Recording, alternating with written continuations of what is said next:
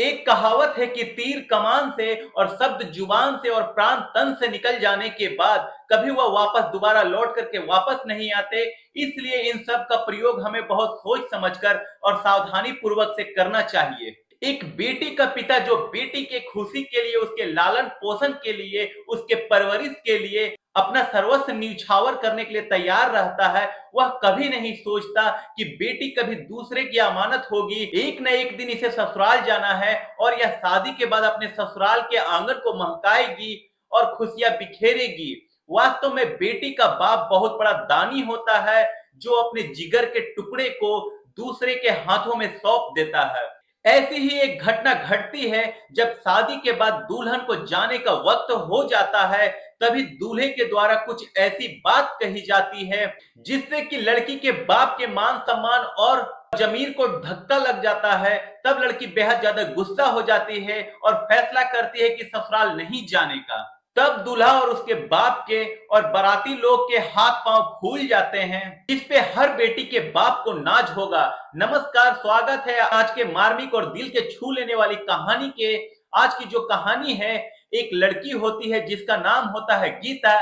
गीता की शादी हो चुकी होती है, सुबह का समय होता है, विदाई का वक्त होता है। वह अपने माँ से मिलने के बाद अपने पिता से लिपट करके रो रही होती है। उसके आसपास जो लोग होते हैं उन सबके भी आंखों में आंसू आ जाते हैं।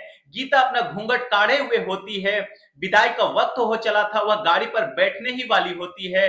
तभी गीता की छोटी बहन भी होती है, मौके पर आ जाती है और गीता से लिपट करके वह रोने लगती है, दोबारा फूट फूट कर। तभी गाड़ी के पास खड़े होते गीता के पति, जिनका नाम होता है पवन, और उनके साथ खड़ा होता है उनका एक दोस्त जिसका नाम होता है रमेश। रमेश पवन से कहता है कि अरे यार पवन, यहाँ से घर पहुंचने के बाद सबसे पहले होटल चल करके पेट भर करके खाना खाएंगे, क्योंकि तुम्हारे ससुराल में जो खाना बना था उसमें तो कोई दम ही नहीं था। ऐसा खाना तो हमारे घर के कुत्ते भी नहीं खाते हैं। तभी रमेश के सुर में सुर मिलाते हुए गीता का देवर और पवन का छोटा भाई लखन कहता है, हाँ यार तुम ठीक कह रहे हो, यहाँ खाने में भी दम नहीं था और नाश्ते में भी कोई दम नहीं था। रसमलाई जो मिली थी उसमें तो रस ही नहीं था। यह बात कह करके वह तीनों हंसने लग जाते हैं। फिर पवन भी अपने ससुराल वालों का मजाक उड़ाते हुए कहता है, हाँ यार यहाँ के खाने से लेकर के हर चीज में कोई दम नहीं होता है। जो खाना खाया था वो मैंने मजबूरी में खाया था। घर पहुंचने के बाद सबसे पहले हम तीनों चल करके होटल में पेट भर करके खाना खाएंगे।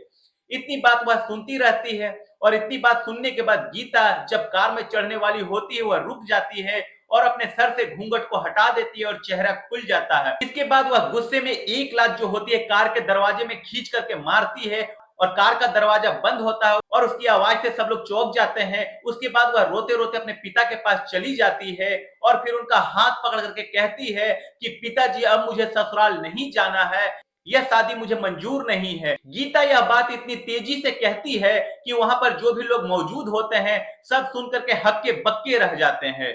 तब ये सब लोग गीता के नजदीक आ जाते हैं और गीता के ससुराल वालों पर मानो पहाड़ ही टूट पड़ता हो।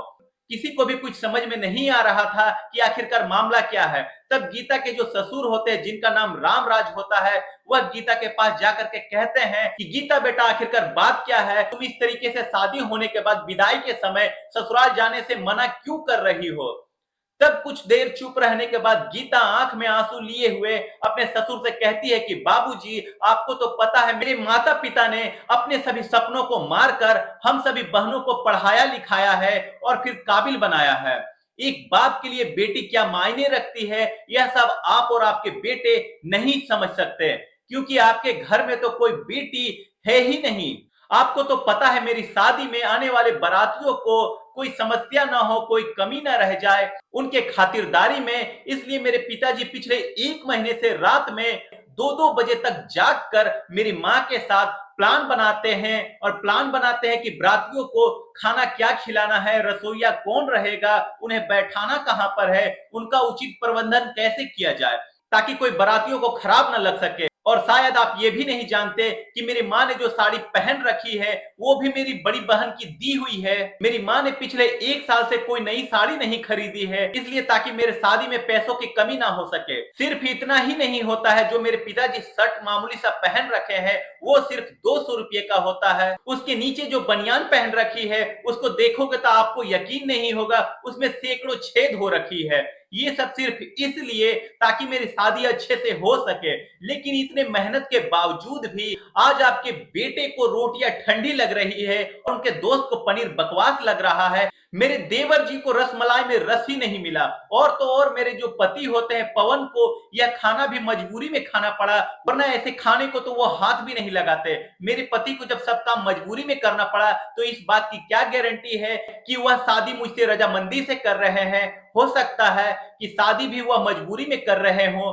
कल शादी हो जाने के बाद जब मैं ससुराल जाऊंगी तो यह भी कह सकता है कि मैंने तुमसे शादी मजबूरी में की है। इतना कहने के बाद वह रोते हुए अपने ससुर से एक बात और कहती है, जिस माता पिता ने मेरी शादी के लिए दिन रात एक कर दिया, शादी की तैयारियों में लगे रहे, उन माता पिता पर आज आपके बेटे और उनके दोस्त हंस रहे हैं, उनकी बेइज्जती कर रहे हैं। और खाने पीने की व्यवस्था को लेकर आपके घर में माता पिता की इज्जत सिर्फ इतनी ही होती है। वही गीता के ससुर कहते हैं कि बेटी तू सिर्फ इतनी छोटी सी बात के लिए नाराज हो गई क्या?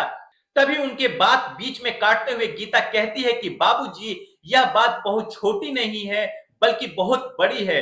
कल को ससुराल जाने के बाद मैं ऐसी चुभने वाली बात आपको बोलूं तब आपको कैसा लगेगा?